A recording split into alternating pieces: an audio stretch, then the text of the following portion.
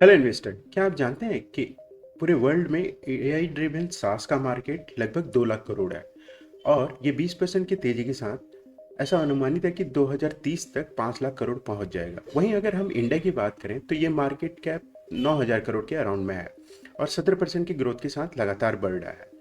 और ये माना जा रहा है कि 2030 तक ये मार्केट लगभग 20,000 करोड़ का हो जाएगा। अब इसी सेगमेंट की एक कंपनी है कैपिलरी टेक्नोलॉजी, जो कि अपना 877 करोड़ का आईपीओ लेके आ रही है। तो चलिए जानते हैं इस कंपनी के आईपीओ डिटेल्स के बारे में और साथ में ये भी देखते हैं कि वैल्यूएशन पैरामीट्रिक्स में ये कहाँ फिट बैठती है। फ्रेंड्स, ये ना पी ओरिएंटेड वीडियो नहीं होने वाला है, रीजन बीइंग क्योंकि हम उसका पी कैलकुलेट नहीं कर सकते। तो चलिए हम किस वैल्यूएशन मेथड पे इसका डिस्कशन करेंगे, ये हम देखते हैं। The Fenris and Invest Small. तो चलिए इन्वेस्टर शुरू करते हैं शुरुआत से। सबसे पहले हम एक नज़र कंपनी के आईपीओ डिटेल पे डालते हैं। तो आईपीओ इसका ना 13 नवंबर को आ रहा है और 18 नवंबर को क्लोज हो रहा है। लिस्टिंग इसकी 21 नवंबर को होने वाली है। इशू प्राइस बैंड जो रहेगा 549 से 577 पर शेयर है। लॉट साइज 25 शेयर का रहेगा। टोटल इशू साइज 877 करोड़ है और लिस्टिंग इसकी बीएससी और एनएससी दोनों ही एक्सचेंज पे हो रही है। इसमें ऑफर फॉर सेल है, यानी पुराने इन्वेस्टर जो इसकी सिंगापुर की पेरेंट कंपनी है वो एक्चुअली में एग्जिट ले रही है 532.50 करोड़ से। और हमें जो पड़ेगा मिनिमम इन्वेस्टमेंट एक लॉट का पड़ेगा 14,425 रुपये। मिनिमम इन्वेस्टमेंट एचएनआई के लिए 68 लॉट का रहेगा और 10,09,750 रुपये हमें पड़ेगा। अब ऑब्जेक्टिव की बात करें तो जो बचे हुए पैसे हैं उसमें सबसे पहले ये टेक्नोलॉजी पे इन्वेस्टमेंट कर रहे हैं, क्लाउड इंफ्रास्ट्रक्चर बना रहे हैं, उसमें 120 करोड़ का इन्वेस्टमेंट कर रहे हैं और आर&डी इन्वेस्टमेंट करेंगे रिसर्च एंड डेवलपमेंट में 151.54 करोड़ का इन्वेस्टमेंट कर रहे हैं। इक्विपमेंट में जैसे कंप्यूटर वगैरह सिस्टम इनके खरीदने होते हैं वो 10.32 करोड़ का रहेगा। बाकी बचे हुए पैसे का जनरल कॉर्पोरेट पर्पज जो इनऑर्गेनिक ग्रोथ के लिए भी ये पर्पज करेंगे। इनऑर्गेनिक ग्रोथ क्या होता है इसके बारे में हम आगे बात करेंगे। कंपनी की अगर एक नज़र प्रोफाइल पर डालें तो 2008 को इनकॉर्पोरेट हुई थी, प्राइवेट लिमिटेड में कन्वर्ट हुई 2012 में और कैपिलरी टेक्नोलॉजी इंडिया लिमिटेड में बनी ये 2021 में। हेडक्वार्टर इनका बेंगलुरु में है। Promoter entity capillary technology international PTE limited है। ये सिंगापुर की कंपनी है और 65% के अराउंड में ये होल्ड करती है शेयर। प्री आईपीओ की बात कर रहा हूँ मैं। प्रमोटर जो है इनके फाउंडर है अनीस रेड्डी और अजय मदानी एंड कृष्णा मेहरा, जो कि आईआईटी खड़गपुर के अलुमिनी भी है। अनीस रेड्डी का ना एक बहुत अच्छा एडवांटेज भी है, इनको 40 अंडर 40 का मिला था अवार्ड। प्रोडक्ट की बात करें तो ये AI powered cloud based service देते हैं, ये सास सॉफ्टवेयर एज एन सर्विस। अब सास के बारे में थोड़ा सा जान लेते हैं कि सास एक सॉफ्टवेयर होता है जो कि क्लाउड बेस आपको सब्सक्रिप्शन बेस्ड मॉडल पे देता है सर्विस। एग्जांपल के तौर पे देखें, अगर कभी आपने किया होगा कि लोन ईएमआई कैलकुलेटर के रूप में, तो आप दो तरीके से कर सकते हैं। या तो आप एक्सेल में जाएं, एक्सेल डाउनलोड करें और फिर वहाँ पे लोन को कैलकुलेट करें, या फिर आप किसी भी ऑनलाइन सर्विस पे जाएं और वहाँ पे जा करके आप वो लोन ईएमआई कैलकुलेटर अपने आप आपको कैलकुलेट करके दे देगा। ये ऐसे ही करते हैं कुछ, लेकिन उसके बदले एक सब्सक्रिप्शन चार्ज करते हैं। प्रोडक्ट का यूसेज जो होता है, यूज करते हैं 390 ग्लोबल ब्रांड करते हैं सारे अपने कस्टमर लॉयल्टी और एनालिटिक्स और इंगेजमेंट प्रोग्राम में। सीपीजी, बीएफएसआई और टेलीकॉम सेक्टर में। बीएफएसआई मतलब बैंकिंग एंड फाइनेंशियल सर्विसेज में।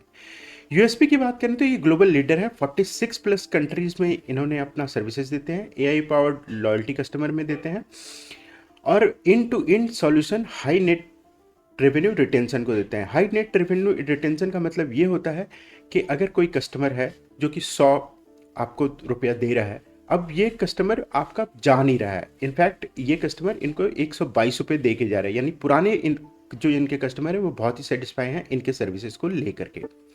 चलिए एक नज़र कंपनी के फाइनेंशियल पे डालते हैं।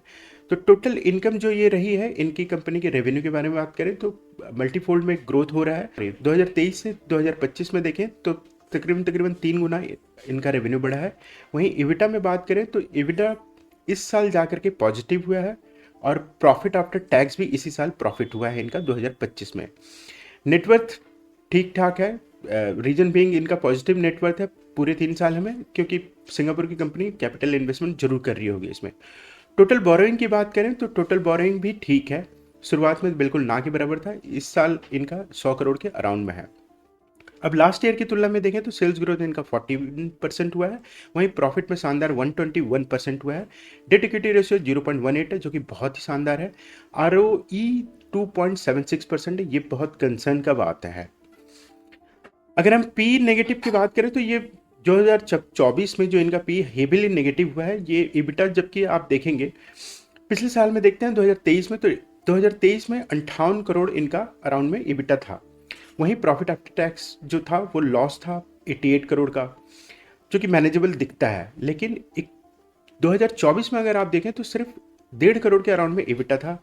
वहीं प्रॉफिट आफ्टर टैक्स 68 करोड़ था। इसका मेन रीजन है इन्होंने ना अपना डिप्रिसिएशन और अमोर्टाइजेशन का इस्तेमाल किया है। वैसे भी सॉफ्टवेयर सर्विसेज या फिर कंप्यूटर मैनेजमेंट में ना आपको अलाउड रहता है कि 40% तक आप डिप्रिसिएट कर सकते हैं। ये एक बहुत सोची समझे तरीके से इन्होंने किया है ताकि 2025 में इनको ये प्रोविजन ना करना पड़े और ये प्रॉफिट दिखा सकते हैं। शायद इनकी पूरी प्लानिंग थी कि ये आईपीओ लेके आएंगे 2025 में। अब हम पीर कंपैरिजन में देखें तो इंडिया में कैपिलरी टेक ना एक इकलौती कंपनी है और ये अपने सेगमेंट की मार्केट लीडर भी है। इस तरह की कंपनी है, लेकिन वो कंपनियां ना अभी मार्केट में लिस्टेड नहीं है, हम उनके साथ नहीं बात कर सकते। फॉर एग्जांपल जोहो, जिनका अभी अटारी नाम का सॉफ्टवेयर बहुत पॉपुलर हुआ था। तो हम इनका ग्लोबल जो भी ऐसी सॉफ्टवेयर कंपनियां जो लिस्टेड कंपनियां उनके साथ ही तुलना करना इनका बेहतर रहेगा। हमने यहाँ पे पीएस रेशियो और ईबी रेवेन्यू मल्टीपल रेशियो लिया है। उसका रीजन बिंग मैं आपको आगे चल के बताऊंगा। पीएस रेशियो ने अगर आप देखेंगे तो हाई ग्रोथ सास कंपनी के लिए स्टैंडर्ड वैल्यूएशन मेथड होता है, क्योंकि स्पेशली जब नेट प्रॉफिट अनस्टेबल होता है, जैसे हब स्पॉट और ब्रेज का जो इसमें दिख रहा है, क्योंकि यहाँ पे अगर आप देखेंगे तो इसका प्रॉफिट साथ ही साथ में रेवेन्यू भी स्टेबल नहीं है अभी। पीर ग्रुप में पीएस का मल्टीपल रेंज जो आ रहा है 4.49 से ब्रेज का आ रहा है, वहीं से लेकर के 8.70 हब स्पॉट का आ रहा है। अडोब और सेल्सफोर्स जो इस क्षेत्र की मार्केट लीडर है, उनका पीएस रेशियो आ रहा है 6 से 7x तक। वहीं कैपिलरी की बात करें तो ये 7.48 का आ रहा है अगर हम 570 रुपये का वैल्यूशन ले रहे हैं। तो कैपिलरी का पीएस मल्टीपल 7.48 है। उसके ग्लोबल पीर सेल्सफोर्स 6.02 और अडोब 7.03 के अराउंड में है। अगर हम प्रीमियम का बात करें तो कैपिलरी इंडिया में लिस्ट हो रहा है जहां सास कंपनी को डोमेस्टिक हाई ग्रोथ प्रीमियम मिल रही है। अभी हमने देखा पिछले कई दिनों में कि जितने भी स्टार्टअप के आईपीओ आ रहे हैं वो हमेशा प्रीमियम वैल्यू में लेके आ रहे हैं, सिर्फ टेक का ओरिएंटेड बिजनेस लगा करके। फर्दरमोर अगर हम बात करें तो 2025 में कैपिलरी का जो आरओई रहा है वो 2.85 है, जो कि बहुत ही कम है। और साथ में इबिटा मार्जिन भी अभी अभी ये पॉजिटिव है 13.13% के अराउंड में। देखिए जो लॉस मेकिंग पीर हैं जैसे हब स्पॉट और ब्रेज से, ये तो उनसे बेटर ही है, लेकिन हाई ग्रोथ पोटेंशियल इनके पास है, जो इसके ना प्रीमियम वैल्यू को हल्का सा जस्टिफाई तो कर ही रहा है।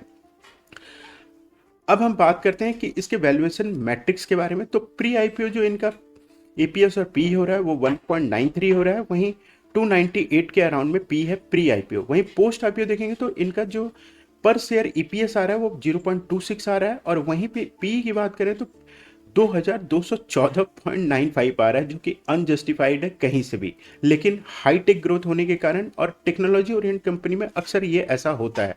वहीं एवरेज इंडस्ट्री पीई की बात करें तो यहाँ पे केवल 34 ही मिल रहा है इन जो 4 कंपनियां फॉरेन में लिस्टेड है उसकी वजह से। इसीलिए मैंने कहा कि हम इसमें पी का कैलकुलेशन नहीं करेंगे। यहाँ पे प्राइस सेल्स रेशियो ही जस्टिफाई करता है। प्राइस सेल्स रेशियो एक बार मैं फिर से बता देता हूँ कि 1 रुपये के रेवेन्यू के लिए 7.48 मांग रहे हैं।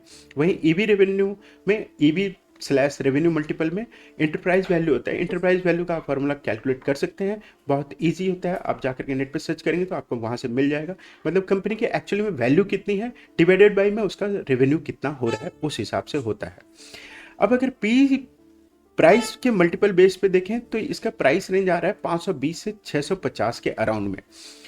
उसका रीज़न ये रहा कि स्टैब्लिश लीडर जैसे सेल्सफोर्स की प्रॉफिटेबिलिटी और कैपिलरी बहुत ज़्यादा है, इसलिए कैपिलरी का ना पीएस उनसे बहुत ज़्यादा नहीं हो सकता है। उस बेसिस पे अगर हम कैलकुलेट करेंगे तो 520 से 650 के ऊपर इसका आएगा, और हमने इसके लिए 6.8 का एक average price to sales ratio लिया है। वहीं अगर EV to revenue multiple basis पे बात करें तो ईवी टू रेवेन्यू ना पीएस से ज़्यादा रोबस्ट है, क्योंकि ये कंपनी के टोटल कैपिटल स्ट्रक्चर को कंसिडर कर रहा है, डेट और कैश दोनों मिला करके।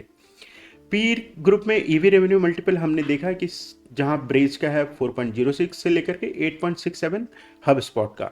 कैपिलरी का ईवी अगर देखें ईवी टू रेवेन्यू रेशियो तो वो 7.66 के अराउंड में बैठता है। अब इसका जस्टिफिकेशन क्या होगा? तो जस्टिफिकेशन ये होगा कि मल्टीपल कैपिलरी को ना हब स्पॉट जैसे 8.67 का वैल्यूएशन रेंज में प्लेस कर रहा है, वहीं हब स्पॉट की तरह कैपिलरी भी हाई ग्रोथ कस्टमर इंगेजमेंट सास सेगमेंट में ही है। जिसमें मार्केट हायर मल्टीपल देने को रेडी रहता है। कैपिलरी का मल्टीपल मेच्योर और प्रॉफिटेबल पीर जैसे सेल्सफोर्स 5.74, एडोब 5.93 से हायर है। इसका मतलब है कि इन्वेस्टर कैपिलरी में हायर फ्यूचर ग्रोथ और हायर ऑपरेशनल लिवरेज एक्सपेक्ट कर सकते हैं। कैपिलरी का नेट रेवेन्यू जो रिटेंशन रेशियो है, जो हमने बात की थी कि वो 121.25 है, मतलब मैक्सिमम जो कस्टमर है इनसे सेटिस्फाइड है और इसको बार बार इनके सर्विसेज को ले रहे हैं। ईवी टू रेवेन्यू बेस्ड अगर हम प्राइस रेंज की बात करें तो इस हिसाब से आना चाहिए 540 से 670 के बीच में। कैपिलरी का जो करंट 7.66 मल्टीपल फेयर लग रहा है इस हिसाब से। अगर फाइनल वर्टिकल की बात करें तो कैपिलरी जो टेक्नोलॉजी इंडिया लिमिटेड है वो आईपीओ का प्राइस बैंड 549 से 577 अपर ब्रांड पर ले रही है। दोनों वैल्यूएशन मेथड में हमने देखा कि फेयर वैल्यूएशन रेंज में कंफर्टेबली ये फिट हो रहा है।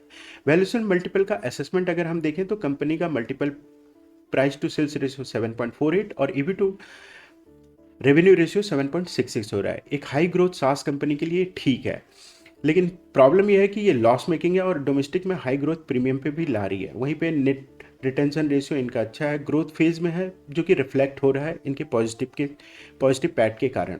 फाइनल व्यू हमारा 549 से 577 रीजनेबल लग रहा है इस केस में। लेकिन आप क्या करेंगे, आप इसे दूर रहेंगे। रीज़न बीइंग क्योंकि अभी नहीं पता हमें ये कितना बूम करेगा और टेक्नोलॉजी कंपनियां हमेशा हम पीर जो कंपेरिजन हमने एनालिसिस करके देखा है ये बहुत ज़्यादा पैसा मांग रही है अपने आईपीओ में। ये तरह से 2000 में जो आईटी का एक बबल बस्ट हुआ था वैसे ही कुछ मेरे को ऐसा अंदाज हो रहा है कि इंडियन मार्केट में आईपीओ सेगमेंट में हो रहा है। सारी टेक्नोलॉजी ओरिएंटेड कंपनियां अपना प्राइस टू सेल्स रेशियो बहुत ज़्यादा हाई वैल्यूएशन पे ला रही हैं, क्योंकि वो प्रॉफिटेबल तो है नहीं, तो प्राइस टू सेल्स रेशियो पे खेल रही हैं। तो हमें आगे कॉशियस रहना पड़ेगा। अगर हम जीएमपी की बात करें तो जीएमपी इसका 11 नवंबर को 0 के अराउंड में है, उस हिसाब से ये 577 के अराउंड में लिस्ट होनी चाहिए।